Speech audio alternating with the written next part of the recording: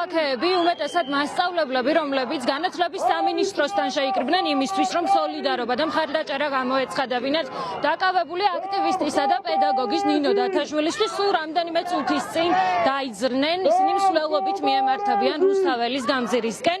საქართველოს პარლამენტთან გადაინაცვლებენ აქციის მონაწილეები. ბუნებრივია ისინი აღნიშნავენ იმას, რომ ნინო დათაშვილის დაკავება არის პოლიტიკურად მოტივირებული. ისინი ნინო დათაშვილს უწოდებენ სინდისის პატიმარს და აღნიშნავენ, რომ ის მოპყრობა, რომელსაც ნინო დათაშვილი პენიტენციურ დაწესებულებაში სასჯელ აღსრულების სისტემის მხრიდან იღებს, არის არაადამიანური. ისინი საუბრობენ არაადამიანურ მოპყრობაზე და ამბობენ, რომ ნინო დათაშვილის მდგომარეობა არის კრიტიკულ ზღვარზე და იგი აუცილებლად უნდა გადაიყვანონ სამედიცინო დაწესებულებაში. როგორც უკვე გითხარით, მოქალაქეები, რომელთა დიდი ნაწილი არიან პედაგოგები, რომლებიც ასევე ჩამოვიდნენ საქართველოს სხვადასხვა რაიონიდან კოლეგის მხარდასაჭერად, მიემართებიან ახლა პარლამენტისკენ. მათ ისინი შეძახილებით და საპროტესტო შეძახილებითა და ასევე ნინო დათაშვილის მხარდამჭერი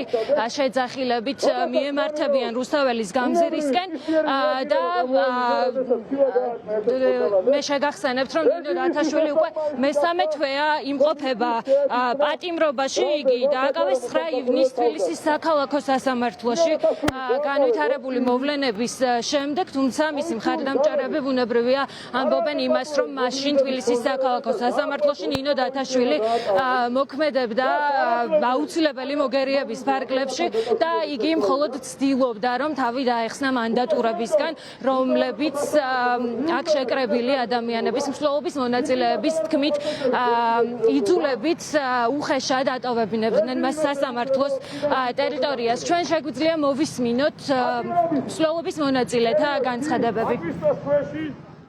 ძალიან საშიში პრეცედენტია ზოგადად მასწავლებლის დაპატიმრება, იმიტომ რომ დიდი ხანია ისედაც შიშის და ზეწოლის ქვეშ არის ეს თემი, ასე ვთქვათ, 60,000 ადამიანი არის მასწავლებელი დღეს საქართველოში და მგონია, რომ თუ აუცილებელია, რომ ვინმე იყოს სრულიად თავისუფალი ამ ქვეყანაში და გამოხატვის სიტყვის თავისუფლება ჰქონდეს სრულად, ესენი არიან მასწავლებლები და ნინოს დაპატიმრება არის თითქოს მაგალითიც იმისი, როგორი სურს ამ რეჟიმს, რომ იყოს რიგითი მოქალაქე, რიგითი მასწავლებელი, რომელიც სურთ, რომ იყოს გაჩუმებული. მიზეზი, რატომაც ის დატოვეს პატიმრობაში ამ დრომდე, არის მართლაც აი ეს რაღაცა სამაგალითო დასჯის მექანიზმი და მგონია, რომ ყველა ადამიანს ამ ქვეყანაში უნდა გქონდეს ეს განცდა განგაშის, რომ ყოველი დღე ამ ქვეყანაში არის უფრო და უფრო სახიფათო ჩვენი მომავლისთვის და ამ დროში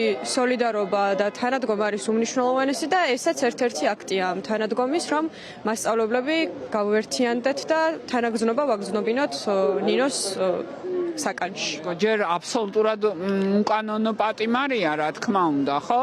მას ეცნენ ეს გავეშებული მანდატურები და იცავდა თავს და მეორე ის, რომ ადამიანი არის ასე მძიმე ფიზიკურ მდგომარეობაში, მისი ჯანმრთელობა ძალიან მძიმეა და პრინციპულად არ გადაჰყავთ საავადმყოფოში.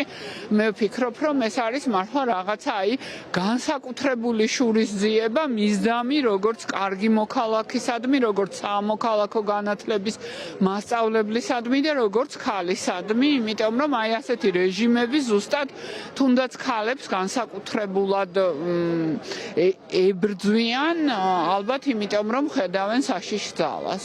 არათუ პედაგოგი და მასწავლებელი, არამედ უბრალოდ მოქალაქე, რომელიც აცნობიერებს თავის პასუხისმგებლობას დღეს, აუცილებლად იდგება აქ. მათ შორის ის ქალები, რომლებმაც ზუსტად იციან, რომ მასწავლებლის გარეშე არ არსებობს განათლება და არც განათლების გარეშე არ არსებობს თავისუფლება. ჩვენ თუ გვინდა თავისუფალ საზოგადოებად შევდგეთ, ჩვენი ვალდებულებაა, რომ ნინოს სოლიდარობა გამოუცხადოთ, მზიამაღლობელს სოლიდარობა გამოუცხადოთ და დავასრულოთ ის რეჟიმი, რომელიც განსაკუთრებით ებრძვის ქალებს და სჯის თავისუფალ მოაზროვნე ადამიანებს, რომლებმაც ზუსტად იციან, რომ ამ ქვეყნის მომავალი ყველაზე ღირებულია და საკუთარი თავისუფლების ფასად იხდიან ამ სახათს, რასაც რუსული რეჟიმი ქვია. დიახ, მე შეგახსენებთ, რომ ნინო დათაშვილის წინააღმდეგ ბრალი წარდგენილი არის საქართველოს სისხლის სამართლის კოდექსის 353 მუხლით, რაც საჯარო მოსამსახურეზე თავდასხმას გულისხმობს სამსახურებრივი მოვალეობის შესრულებისას. როგორც იცით, ნინო დათაშვილი პატიმრობაში იმყოფება უკვე 3 დღეა და ამ 3 თვის განმავლობაში ერთხელ უკვე გადაისინჯა და მეორეჯერაც მალე უნდა გადაისინჯოს მისი აღკვეთის ღონისძიება, ანუ პატიმრობა, რომელიც მას სასამართლომ შეუფარდა და 17 სექტემბრის სხდომაზე, რომელსაც ნინო დათაშვილი არ ესწრებოდა, ვადამდე მოითხოვეს ამ აღკვეთის ღონისძიების გადასინჯვა მისმა უფლებადამცველებმა, თუმცა მოსამართლემ მისი ჯანმრთელობის მდგომარეობის გათვალისწინებითაც კი ნინო დათაშვილის აღკვეთი ღონისძიება არ შეცვალა და იგი პატიმრობიდან არ გაათავისუფლა.